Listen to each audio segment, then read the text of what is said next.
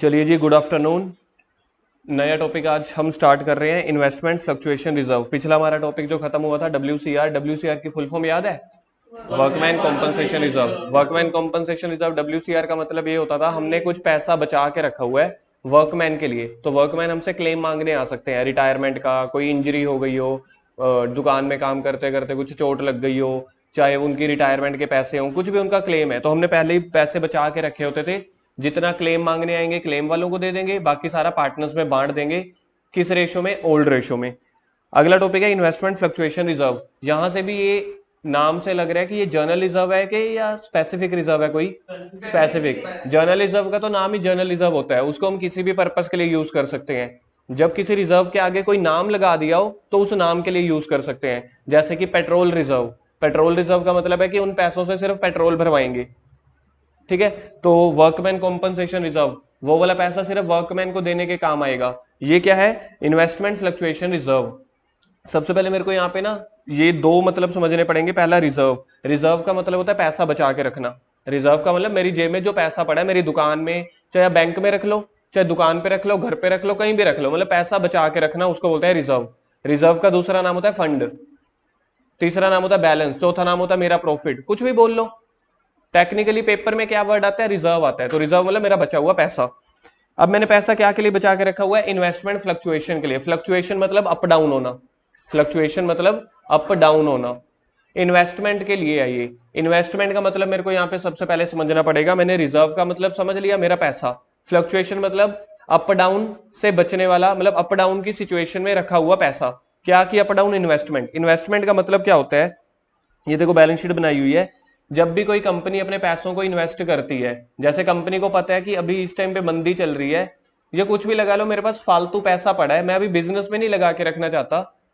एक साल के बाद हमने मशीनरी खरीदनी है, एक साल के बाद नए खर्चे आने हैं, अभी इन पैसों को इन्वेस्ट कर दो। जो एक समझदार बंदा होता है, घर पे कभी भी देख लेना, आपके घर पे कभी भी लाखों रुपए कैश नहीं पड़े होते, या बंदा बैंक में जमा करा देगा या FD करा लेगा। ठीक है। जो थोड़े और बड़े लोग होते हैं वो गोल्ड खरीद के रख लेते हैं, सोना खरीद के। क्यों? क्योंकि कल को सोने का रेट बढ़ता है, तो सोना खरीद के रख लो, कल को काम आ जाएगा। उससे और बड़े लोग होते हैं, वो क्या करते हैं? वो पैसा रख लेते हैं प्रॉपर्टी में। प्रॉपर्टी सर, वो कोई ना कोई एक ना जमीन खरीद के रख लेंगे कि कल को रेंट पे चढ़ा देंगे, या इधर कोई फैक्ट्री डाल देंगे, या कुछ भी है, शोरूम बना लेंगे, तो उसको बोलते हैं। तो हाँ, तो उसको बोलते हैं इन्वेस्ट करना। तो आप अपने पैसों को सिर्फ बैंक में नहीं इन्वेस्ट करते। इन्वेस्ट करने के बड़े सारे तरीके होते हैं। गोल्ड में इन्वेस्ट कर दो, प्रॉपर्टी में इन्वेस्ट कर दो, बैंक में FD करा लो, या फिर आप किसी कंपनी के शेयर्स खरीद लो। शेयर्स के प्राइस भी अप डाउन होते रहते हैं। आपने कंपनी में शेयर के प्राइस, शेयर्स खरीद के रख लिए, आपको पता है कि इस कंपनी के शेयर का प्राइस कल को बढ़ जाएगा, प्रॉपर्टी का रेट कल को बढ़ जाएगा, जब बढ़ जाएंगे तब बेच देना। इससे क्या होगा? आप प्रॉफिट भी कमा लोगे। तो यहां पे समझ लो, मैं मेन यहां पे अब टॉपिक क्या लेके चलूंगा। देखो, आप बैंक की FD में भी पैसा जमा करा सकते हो, किसी प्रॉपर्टी को भी खरीद सकते हो। मैं अभी सोच के चल रहा हूं, आपने क्या किया? शेयर्स में पैसा लगा दिया, और आपने फॉर एग्जाम्पल 100 रुपए के शेयर्स खरीद लिए। सर सिर्फ शेयर्स? आप शेयर सोचो, FD सोचो, प्रॉपर्टी खरीद ली, कुछ भी सोचो, इन सभी को बोला जाता है इन्वेस्टमेंट। इन्वेस्टमेंट एक कॉमन नाम हो गया। जैसे कि लड़का, लबुदे नाम है उसका, गुरकिरत नाम है उसका, डिंपल नाम है उसका, मनन नाम है, वो अलग अलग हो गए ना, लेकिन अल्टीमेटली ये सारे बॉयज हैं। तो ऐसे इन्वेस्टमेंट एक कॉमन कैटेगरी है, नेम है। इन्वेस्टमेंट के तौर पे आप 50 चीजें खरीद सकते हो। सर मैंने ना इन्वेस्टमेंट क्या खरीदी? मैंने किसी की दुकान ही खरीद ली 1 महीने के लिए, मतलब ठेका ले लिया। मैंने प्रॉपर्टी खरीद ली। कोई भी ऐसी चीज जो आप अभी अपने मतलब सरप्लस मनी से, एक्स्ट्रा मनी से कहीं और पैसा लगा देते हो, क्योंकि पैसे को पैसा खींचता है, याद रखना। आप तब तक अमीर नहीं बन सकते जब तक आप अपने पैसों को इन्वेस्ट नहीं करोगे। ये हर बिजनेसमैन को पता होता है, इसलिए हर बिजनेसमैन ने दुकान में तो पैसा लगाया होता है, साथ ही साथ पार्ट टाइम पैसा लगा देते हैं। चल भाई गोल्ड ले लो, चलो भाई FD करा लो। इससे क्या होता है? ब्याज आता है। ठीक है। प्राइस बढ़ते हैं तब आप बेच देते हो, पैसों को पैसा खींचता है। तो मैंने क्या खरीदा? मैंने 100 रुपए के शेयर्स खरीद लिए, ये सोच के कि इसका ना प्राइस बढ़ता चला जाएगा। शेयर मार्केट क्या होती है वो भी समझाऊंगा। आपने सोचा इसका प्राइस बढ़ जाएगा, जब बढ़ेगा तो बेच देंगे। लेकिन आपने सोचा अगर कम हो गया प्राइस, तो कम होने के सूरत में आपको लॉस हो सकता है। तो आपने सोचा कि मैंने 100 रुपए के शेयर खरीदे, मैंने 20 रुपए ना अलग से रिजर्व में भी रख दिए कि अगर कल को शेयर मार्केट या मेरी इन्वेस्टमेंट का प्राइस कम हो गया तो मैं इसमें से कॉम्पनसेट कर लूंगा। मैंने 20 रुपीज रिजर्व में रख लिए। रिजर्व आता है लाइबिलिटी साइड। मैंने 100 रुपए की शेयर खरीद लिए, वो आती है asset side, investment asset side पे आती है ना। तो मैंने 100 रुपए के शेयर खरीद लिए, मतलब बाहर वाले लोगों में पैसा जमा करा दिया, 20 रुपीज मैंने साइड पे रख लिए, ये सोच के कि कंपनी को ज्यादा से ज्यादा 20 का लॉस हो सकता है, तो मेरी इन्वेस्टमेंट की जो वैल्यू है ना वो 80 रुपए तक पहुंच सकती है। अगर 80 रुपए तक पहुंच गई मेरी वैल्यू तो 20 रुपए का घाटा हो गया, और घाटे के लिए मैंने 20 रुपए अपने पहले ही साइड पे रखे हुए हैं। अब हम केस देखते हैं कितना कितना घाटा या फायदा हो सकता है। जो मैंने 100 रुपए की इन्वेस्टमेंट खरीदी है, बैलेंस शीट में जिसको लिखा है मैंने, इसको लिखते हो, इसको बोलते हैं बुक वैल्यू। बुक वैल्यू मतलब जो वैल्यू बैलेंस शीट में लिखी हुई है। सर इसका एक और नाम परचेज प्राइस। 4 नाम होते हैं इसके, balance sheet value, balance sheet value को ही क्या बोलते हैं, बुक वैल्यू, बुक वैल्यू को ही बोलते हैं परचेज प्राइस या फिर कॉस्ट, मतलब जो मैंने पैसा खरीदा है। अब पहला केस देखो क्या है, इसके कुछ अलग अलग केसेस होते हैं। अब इसमें केस नंबर 1 क्या है, देखो जब रिकॉन्स्टिट्यूशन हो रही है, प्रॉफिट शेयरिंग रेशियो चेंज हो रही है, तो बिजनेस की रिकॉन्स्टिट्यूशन हो गई, और हमने सीखा हुआ है जितने भी एक्यूमुलेटेड प्रॉफिट्स हैं, ये भी तो एक्यूमुलेटेड प्रॉफिट ही है जो बचा के रखा हुआ है। तो रिकॉन्स्टिट्यूशन के टाइम पे, यानी कि चेंज इन पीएसआर के टाइम पे, जो भी ये फंड में पैसा पड़ा होता है वो पार्टनर्स को बांट देना होता है। तो अब पीएसआर चेंज हो रही है, पीएसआर चेंज होते हुए मैंने ये देखना चाहा कि मेरी इन्वेस्टमेंट की वैल्यू कम हो गई है कि ज्यादा हो गई है, तो ये है when book value of investment, book value मतलब जो मैंने खरीदा था, जितने पे मैंने खरीदा था, बुक वैल्यू मतलब जो बैलेंस शीट में आ रही हो। इसका मतलब सर बैलेंस शीट में वो वैल्यू आती है जिसपे हमने सच में खरीदा हो, जी हाँ, आया समझ। मैंने 100 रुपए की इन्वेस्टमेंट खरीदी, तो केस नंबर 1 है when book value of investment है 100 रुपए, मार्केट वैल्यू भी 100 रुपए है, क्या मेरे को कोई प्रॉफिट या लॉस हुआ? मैंने 100 रुपए के शेयर खरीदे थे, आज भी उसका रेट 100 रुपए है, लेकिन पीएसआर चेंज हो रही है, मेरे रिजर्व में कितने पैसे पड़े थे, 20 रुपीज, मेरे रिजर्व में 20 रुपीज पड़े थे, अब 20 रुपीज किस काम आएंगे, पार्टनर्स को बांट देंगे। तो एंट्री क्या बन जाएगी, देखो एंट्री बन जाएगी IFR account debit, investment fluctuation reserve account debit to old partners capital account. किस रेशो में, ओल्ड रेशो में। जितने भी पार्टनर्स हैं ये 20 रुपए आपने उनको बांट देने हैं। जो पार्टनर्स का नाम होगा तो ABC लिख देंगे, रेशो ओल्ड रेशो, ये देखो अभी तो लिखा है। क्या पहला केस समझ आ गया? ऐसे ही WCR का भी तो ऐसा ही था, जब WCR समझ लो 20 रुपीज है, क्लेम मांगने आ गई 0, तो एंट्री करते थे WCR account debit to partners capital account. यहाँ पे WCR की जगह वर्ड आ गया IFR। क्या पहला केस समझ में आया? क्या पहले केस में कोई प्रॉफिट हुआ है? नहीं। कोई लॉस हुआ है? नहीं। तो जो 20 रुपए मैंने बचा के रखे थे पार्टनर्स में बांट दिए, क्योंकि अल्टीमेटली तो पार्टनर्स का पैसा है ना। सर बांटे क्यों? क्योंकि बिजनेस चेंज हो रहा है, रिकॉन्स्टिट्यूट हो रही है, तो रिकॉन्स्टिट्यूट के टाइम पे एक रूल होता है, सारे जो भी प्रॉफिट्स बचे हुए हैं उनको बांट दो, तो बांट दिया। केस नंबर 2, केस नंबर 2 में देखो क्या लिखा हुआ है, when market value less than book value. Market value मतलब डाउन हो गई, कहने का मतलब मेरे को घाटा हो गया। बुक वैल्यू मतलब मेरा परचेज प्राइस। अब देखो क्या लिखा हुआ है, 100 रुपए की चीज खरीदी, 92 की होगी, कितने का घाटा हुआ? खुशकिरण समझ में आया? मैंने चीज खरीदी हुई है 100 रुपए की, रिकॉन्स्टिट्यूशन के टाइम पे जब पीएसआर चेंज कर रहे हैं, मैंने मार्केट में पता किया तो देखा जी इसका प्राइस तो 92 हो रखा है, कितने का लॉस हुआ? गर्व को नहीं समझ आया, वो सुन ही नहीं रहा। 2 मिनट बढ़ गए, या तो एक्टिव बैठेंगे नहीं तो 2-2 मिनट बढ़ते चले जाएंगे। ठीक है डिंपल, इसके बाद से नहीं जी नहीं, चलो चलो चलो कोई ना। 100 रुपए की मैंने चीज खरीदी, मार्केट वैल्यू आज उसका रेट हो गया 92 रुपीज, कितने का घाटा हुआ? 8 रुपए का। लेकिन मैंने अपने घाटे को बचाने के लिए रिजर्व में कितने पैसे रखे हुए थे? तो 20 रुपीज में से 8 रुपए इस घाटे को मैं कॉम्पनसेट कर लूंगा, बाकी 12 रुपए पार्टनर्स में बांट दूंगा। सर इसका मतलब सेम वही तो है WCR वाला, वहां पे क्लेम में बांट देते थे, यहाँ पे एसेट्स में बांट देंगे। तो एंट्री देखो क्या बनी, एंट्री बनी investment fluctuation reserve IFR account debit. IFR को तो 20 से ही डेबिट करना, क्योंकि मेरे पास 20 रुपीज का पड़ा है। क्लेम में कितना गया? क्लेम यानी कि इन्वेस्टमेंट कितने से डाउन हुई है? 8 रुपए से, तो 2 इन्वेस्टमेंट में लिख दो 8 रुपए, पार्टनर्स को बाकी 12 रुपए बांट दो। सर अगर यहाँ पे पार्टनर्स के नेम होते तो 2A 2B आ जाता, 6 रुपए। जब आप इन्वेस्टमेंट खरीदते हैं, कोई एसेट खरीदने की जर्नल एंट्री याद है आपको क्या होती है? Machine account debit to cash. जब भी कोई एसेट आती है यानी कि बढ़ रही है तो डेबिट हो जाती है, जब कोई एसेट जा रही है, अब मशीन की वैल्यू मेरी 100 रुपए से कम होकर 92 रह गई है ना, तो आई है कि गई है?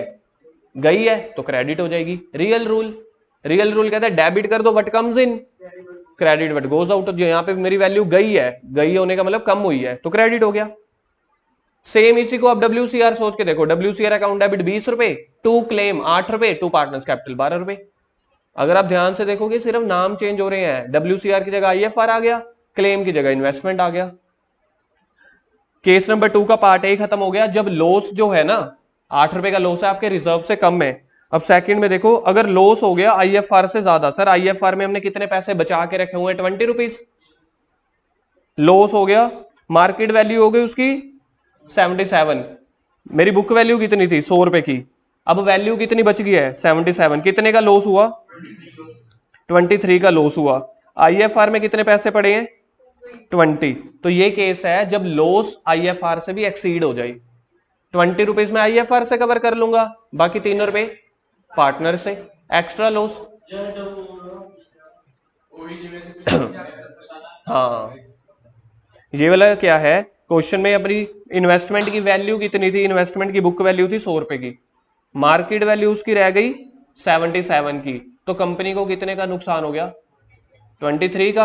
IFR में मैंने 20 रुपीज बचा के रखे हुए हैं, तो बाकी 3 रुपए और कौन से लेंगे, एक्स्ट्रा लॉस पार्टनर से। इसकी एंट्री देखो क्या होगी, IFR अकाउंट डेबिट 20, क्योंकि IFR में तो 20 रुपीज पड़े हैं। अब जो एक्स्ट्रा लॉस हो गया, एक्स्ट्रा लॉस हम डालते हैं रीवैल्यूएशन के थ्रू, 3 रुपए टू इन्वेस्टमेंट, इन्वेस्टमेंट की वैल्यू कितनी डाउन हुई है 23, तो देखो 23 लिख दिया। अब ये 3 रुपए जो एक्स्ट्रा लॉस हुआ है पार्टनर से ले लो, partners capital account debit to revaluation 3 रुपए, old partners capital account debit, ये देखो old partners capital account debit to revaluation 3 rupees. ये कौन सा केस है, जब एक्स्ट्रा लॉस आ जाए, चाहे WCR का केस होता था चाहे ये, एक्स्ट्रा लॉस हमेशा 2 एंट्रियों में कवर होता है। पहली entry WCR account debit 20, revaluation account debit 3, to investment. To investment तो उतने से आएगा जितनी टोटल वैल्यू डाउन हुई हो, और बाकी फिर जो 3 रुपए का एक्स्ट्रा लॉस है ये वाला पार्टनर से ले लो, पार्टनर्स की capital account debit to revolution.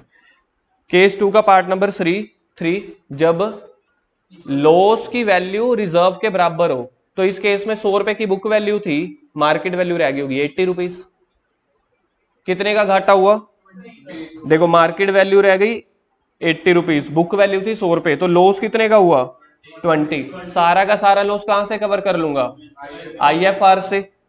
कोई एक्स्ट्रा लॉस हुआ यहाँ पे नहीं, तो एंट्री क्या बन जाएगी, IFR account debit to investment, जितने की वैल्यू डाउन हुई उसका नाम। सर अगर यहाँ पे WCR होता, WCR account debit to claim partners के लिए कुछ बच रहा है, यहाँ पे कुछ नहीं बच रहा। केस 2 खत्म हो गया। केस 3 में अगर मार्केट वैल्यू है 108 रुपए, बुक वैल्यू कितनी थी 100 वाली चीज 108 में हो गई, गेन हो गया ना, किसको बांटेंगे पार्टनर्स को। तो सबसे पहले IFR अकाउंट डेबिट, एक पार्टनर्स को पता है कितने का प्रॉफिट होने वाला है, 20 रुपीज जो बचा के रखे हुए थे 8 ऊपर, तो पहले तो जो 20 रुपीज है वो बांट दो, IFR account debit to old partners capital account. हाँ, पहले तो जो 20 रुपीज है वो बांट दो, क्योंकि वैल्यू तो ऊपर हो गई है ना, तो 20 रुपए वो बच गए, पहले 20 रुपए बांट दिए IFR account debit to old partners capital account. फिर जो बाकी 8 रुपए हैं, अब इन्वेस्टमेंट को डेबिट कर रहा हूं, पहला ऐसा केस आया, क्यों, क्योंकि प्रॉफिट वाला केस ही अभी आया है, तो जब प्रॉफिट होएगा तो इन्वेस्टमेंट की वैल्यू डेबिट हो जाएगी, क्यों, क्योंकि वैल्यू आ रही है, debit but comes in, value बढ़ रही है ना, बढ़ना मतलब आना, तो investment account debit to revaluation account debit to old partners capital account. पहले 20 रुपीज को बांटना है, फिर जो 8 रुपए उसको बांटना है। जब भी एक्स्ट्रा प्रॉफिट या एक्स्ट्रा लॉस होता है तो 2 एंट्री के थ्रू होता है। नेट एंट्री ये है, IFR अकाउंट डेबिट 20 रुपए, इन्वेस्टमेंट कितने से बढ़ी है 8 रुपए to old partners capital account. Revaluation वाली मांगते हैं यार वो, आप ऐसे कर सकते हो, IFR account debit investment account debit to old partners to revaluation, फिर रीवैल्यूएशन टू पार्टनर्स कैपिटल। चलो एक क्वेश्चन कर रहे हैं छोटा सा, नहीं तो क्वेश्चन समझ नहीं आएगा, प्लीज एग्जाम्पल, ज्यादा बड़ा नहीं करवा रहा, छोटा सा क्वेश्चन करवा रहा हूं। वैसे तो देखो 5 केसेस वाला क्वेश्चन होता है, मैं सिर्फ 2 केसेस वाला करवाऊंगा। एग्जाम्पल नंबर इधर लिख लो, IFR 50,000, इन्वेस्टमेंट, 2 लाइनों की बैलेंस शीट बनाना, सिर्फ इन्वेस्टमेंट है 4 लाख। सैटरडे ना होता फिर तो मैं 5 के 5 केस ही कराता, अभी सिर्फ मैं 2 केस करा रहा हूं, ज्यादा नहीं। Case number 1, if market value of investment is 3,20,000. Case 2, if market value is 4,75,000. बस ये 2 केस कर रहे हैं।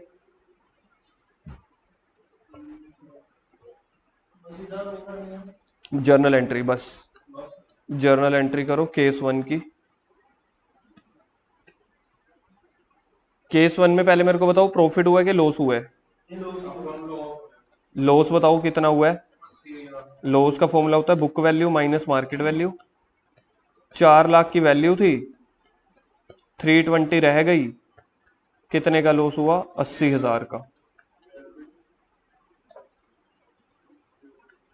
पार्टनर्स के लिए कुछ पैसा बचा यहाँ पे? नहीं। तो पहले सारा का सारा आईएफआर में से निकाल लो। आईएफआर में पड़े थे 50,000, तो आईएफआर जितने से है उतने से ही डेबिट करना पड़ेगा। IFR account debit. Extra loss कितना हुआ है? 30,000, तो उसको लिखते हैं रीवैल्यूएशन अकाउंट। कैसे? 80,000 का लॉस था, 50,000 एफआईआर में आईएफआर में से निकाल लिए, बाकी 30,000 रीवैल्यूएशन में से। अच्छा, खत्म क्या हुआ मेरे पास? इन्वेस्टमेंट, तो नीचे आ जाएगा टू इन्वेस्टमेंट।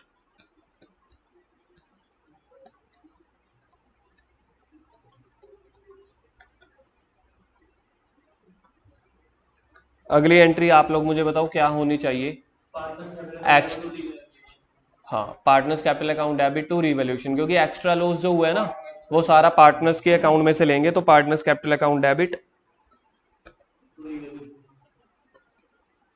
To revaluation.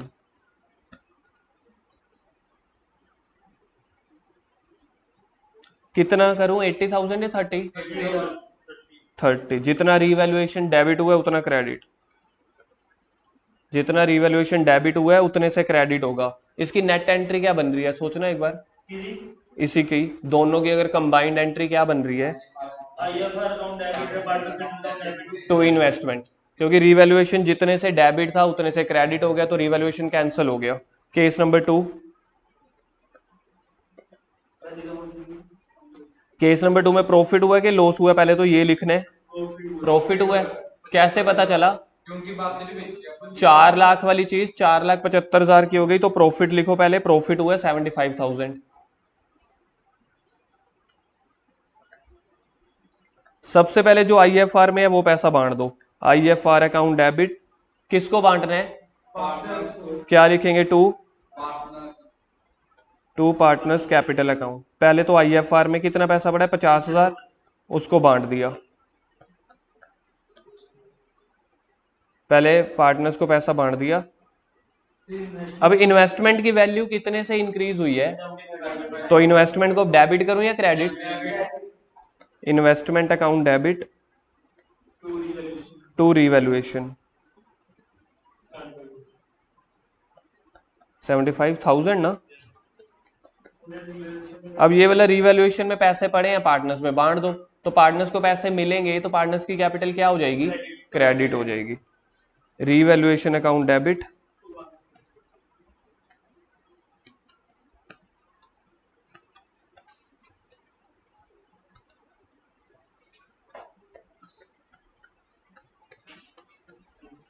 एक मिनट, सिर्फ 1 मिनट के लिए यही वाले दोनों केसेस एक बार पहले देखो प्लीज। 1 मिनट लगेगा। हाँ हाँ हाँ, जो सिर्फ अभी क्वेश्चन की है।